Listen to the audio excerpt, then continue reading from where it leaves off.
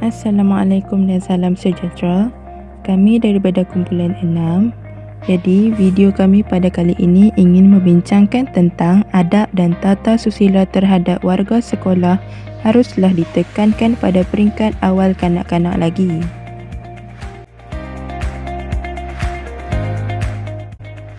Baiklah, pertama sekali saya akan memperkenalkan ahli kumpulan kami. Baiklah, yang pertama adalah Nur Hidatul Akmal binti Ismail, Rubin Sidi anak Lita, saya Siti Humairah binti Azman, Nur Azirah binti Jumadi, dan akhir sekali adalah Siti Ashura binti Muhammad Zain. Seterusnya, apakah yang dimaksudkan dengan tingkah laku?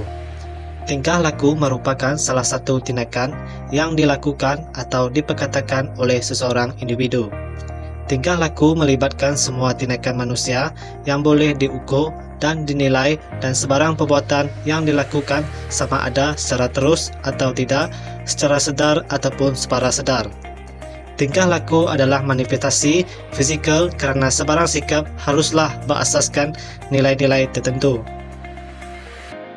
Terdapat dua jenis tingkah laku, iaitu tingkah laku positif dan tingkah laku negatif. Tingkah laku positif merupakan tingkah laku kanak-kanak yang baik terhadap perkembangan mereka kerana dengan adanya tingkah laku ini, kanak-kanak akan lebih bersemangat untuk melibatkan diri dalam aktiviti pengajaran dan pembelajaran. Manakala tingkah laku negatif pula merujuk tingkah laku yang mampu memberikan masalah dan mengganggu proses pengajaran dan pembelajaran dalam kelas. Ini kerana tingkah laku negatif bukan sahaja kanak-kanak yang sering memberontak dalam kelas, tetapi kanak-kanak sering menunjukkan tingkah laku yang kurang baik semasa mereka melakukan sesuatu. Sebagai contoh, mengganggu rakan sekelas, membuat bising dan sebagainya. Oleh itu, kanak-kanak tersebut haruslah dididik dan dibimbing dengan baik. Bagaimanakah kesedaran kanak-kanak tentang adab dan tata susila hari ini? Adab dan tata susila kanak-kanak adalah berkait rapat dengan perkembangan sosial mereka. Adab merujuk kepada tingkah laku yang baik, bermoral, sopan santun dan kesusilaan. Manakala tata susila pula merujuk kepada adab bersopan santun dan berbudi pekerti yang mulia.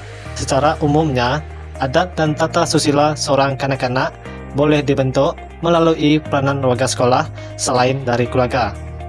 Hal ini dikatakan demikian kerana warga sekolah memainkan peranan yang amat penting, bahkan bukan tanggungjawab guru sahaja, tetapi peranan ini haruslah dipikul bersama-sama oleh pihak sekolah dalam mencorakkan tingkah laku yang baik bagi membentuk asas-asas perkembangan diri seseorang kanak-kanak.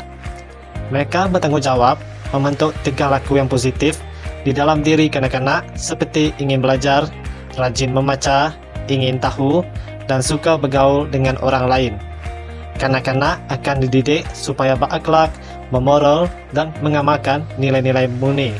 Oleh itu, tingkah laku yang positif akan menjadi agenda utama dalam pembangunan negara, pembangunan pendidikan serta pengubalan dan pelaksanaan kurikulum. Apakah yang dikatakan budaya sopan santun? Budaya sopan santun bermaksud perbuatan, sopan santun dan kesusilaan yang biasa tunjukkan kepada orang lain dan bertingkah laku dengan cara yang lemah lembut.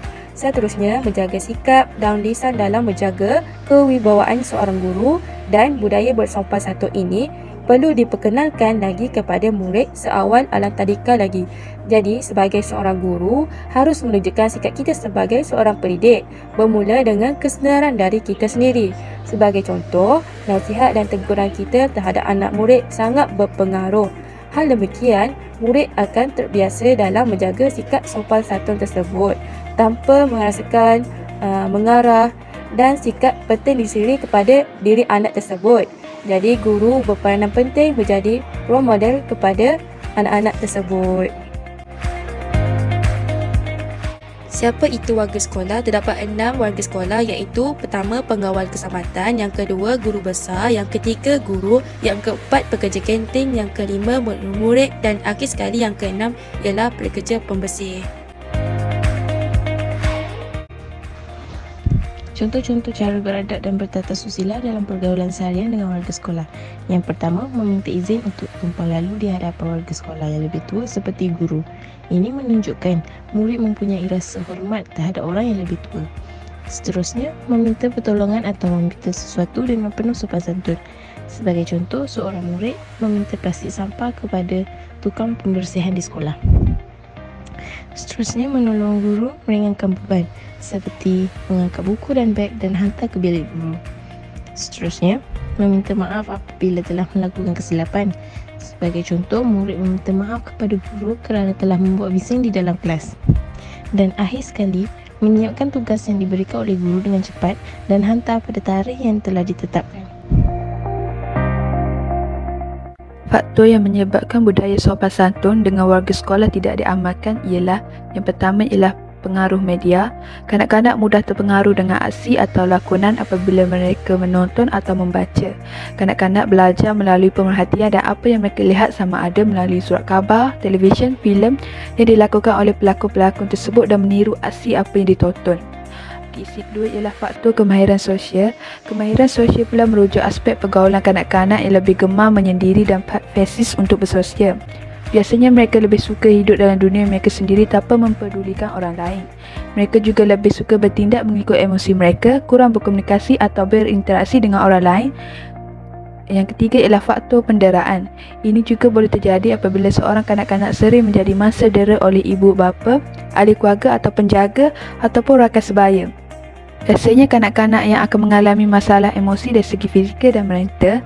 Hal ini disebabkan mereka yang menjadi mangsa penderaan akan mempunyai perasaan untuk membalas dendam atau melakukan tingkah laku penderaan yang dialami oleh mereka terhadap orang lain. Selain itu, penderaan emosi juga adalah berkaitan dengan perasaan. Contohnya, ibu bapa atau ahli keluarga yang sering mengejek kanak-kanak dengan kata-kata yang kurang sopan atau kata-kata penghinaan yang akan menyebabkan kanak-kanak tersebut bertingkah kurang baik kerana mereka akan berasa mereka menjadi satu bebanan.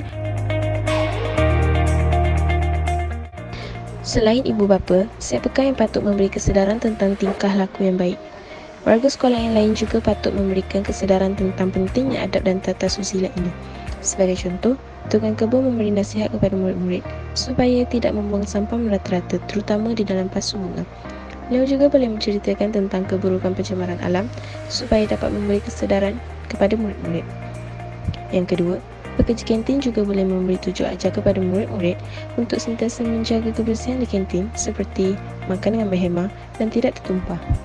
Bekas pinggan dan cawan yang telah digunakan juga harus selalu diletakkan di tempat yang sepatutnya supaya dapat meringankan beban pekerja kantin. Kesan jika adab dan tata susila ini tidak ditekankan pada peringkat awal kanak-kanak. Kesan yang pertama adalah dijauhi oleh rakan-rakan.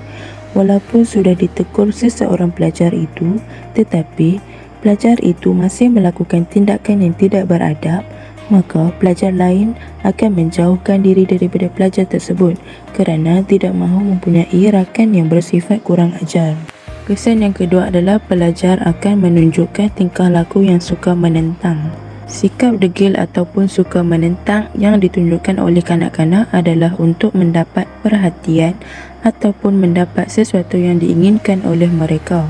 Kanak-kanak yang mempunyai tingkah laku yang suka menentang ini biasanya akan memberikan masalah yang besar kepada ibu bapa dan juga guru di dalam kelas. Kesimpulannya, tata susila yang baik dalam diri pelajar haruslah diterapkan dalam diri para pelajar dari mereka kecil lagi.